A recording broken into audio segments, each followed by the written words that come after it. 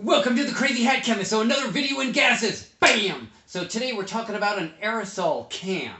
Okay, an application of Gay-Lussac's law. So let's get moving on this one. A 500 ml aerosol paint can has a working pressure between 6,080 torr, that's when it's new, and 1,520 torr, that's when it's used, at 26.7 degrees Celsius. The burst or the rupture pressure of a typical aerosol can is between 14 and 18.4 atmospheres. That's the minimum amount. After using a paint can completely, it was thrown in a wood fire at a temperature of 593 degrees Celsius. So, will the used paint can rupture when thrown into that fire? Question, yes or no? Okay, if not, how hot must the fire be in order to rupture the used paint can? So, would it make a difference if the can was new? Okay, so the pressure of the aerosol can when used is, we're going to convert this into atmospheres. So we got that the 1520 torr, I've converted that into atmospheres, and that's 2 atmospheres. And the pressure of the aerosol can when it is new is right here. That's the 6,080 torr, and that's converted into atmospheres, and that is 8 atmospheres. Okay, so a used aerosol paint can has 2 atmospheres, and a new one has 8 atmospheres of pressure, respectively.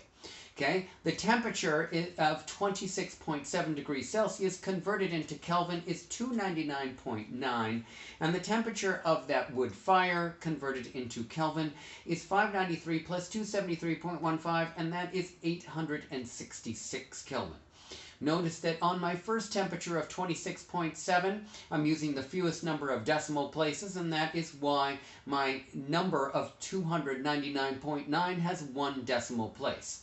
Okay, that is rounded to the 10th position, whereas the 593 temperature is rounded to in the ones column without any decimal places, because the number 593, the 3 is significant, but there is no decimal thereafter, and that's why it's rounded in the ones column where the 6 on the right hand side is. Alright, so we've got some numbers here, and we've converted them into the correct set of units, or into some units that make sense here for us. Okay, so let's get moving on some math on this problem, and let's use that equation. So there's the combined or general gas law. What we're holding constant here is the volume in this case, and we're going to see if the pressure actually ruptures that and increases the volume exponentially or infinitely. Okay, so we're going to get rid of the volume, and now we have this relationship of P1 to T1 equals P2 T2. Okay, so I'm plugging in these numbers here. I got 2 atmospheres for that used paint can at 299.9. That was that low temperature. And the 866 was the high temperature of the wood fire.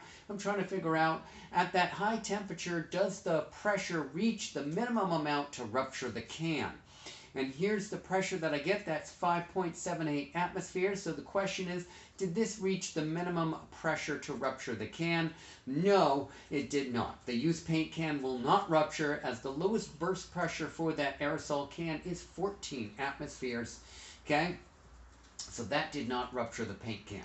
Now, what we're going to do is we're going to find out what temperature is required if that were a fire of any kind, whether it's a wood fire or any kind of fire. What kind of fire would be required to rupture that used paint can? Again, I got the 2 atmospheres that, of the used paint can, the 299.9 Kelvin temperature that was originally in there. Now I have the rupture pressure, and this would be the minimum pressure in order to rupture that.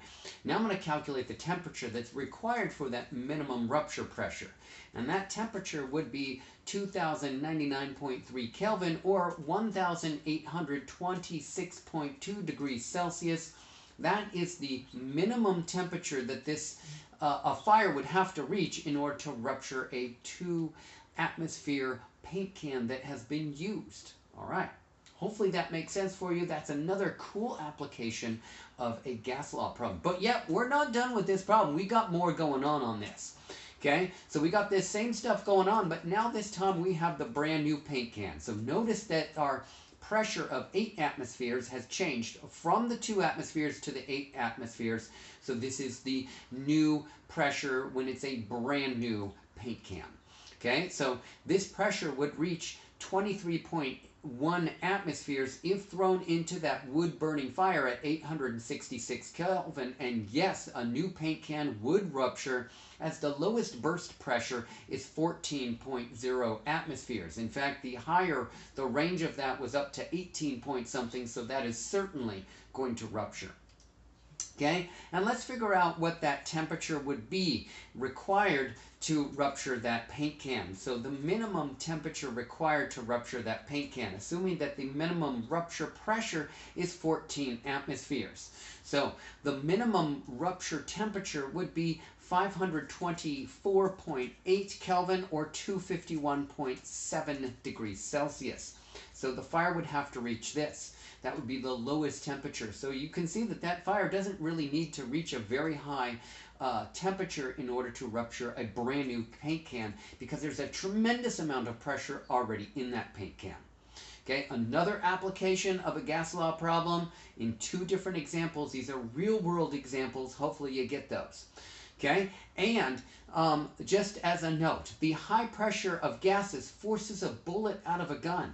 Think about the mass of that bullet and how low that mass is and how much pressure is required from that explosion in that cartridge to force that bullet out of that rifle or that gun in order to make it move very, very quick. Again, you got a very small mass and a large explosion, and those gases are expanding tremendously to shoot that bullet out. Okay? All right. So I am the Crazy Hat Chemist, and I got a Crazy Hat Cowboy going on. Give me a thumbs up if you like that video. Subscribe to my YouTube channel, and that was a super cool gas law problem. See you next time. Bye now.